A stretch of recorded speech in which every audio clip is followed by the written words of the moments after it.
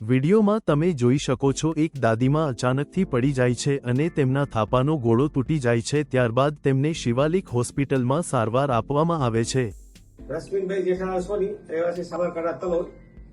મારા મધર લીલાબેન જેઠાલાલ સોની 2 જાન્યુઆરીએ ઘરે પડી ગયા હતા અને 1 મહિનાનો ખાટલો આવ્યો હતો ઘરે જ।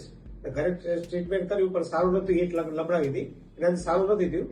એ પછી એક્સરે કરાવીને ફરીથી અહીં ડોક્ટર વરુણ વ્યાસ ગાંધીનગર શિવાલિક હોસ્પિટલમાં લાયા પછી એમને એક્સરે કરાયો। એક્સરે કરાયા પછી નક્કી કર્યું કે ઓપરેશન કરવું પડશે અને ઓપરેશન ને એક્સરે કરતા માલુમ પડી કે ઘોડા તૂટી ગયેલો છે, ઘોડાનું ઓપરેશન કર્યું આપણે 10 તારીખને કર્યું, 10 ફેબ્રુઆરી।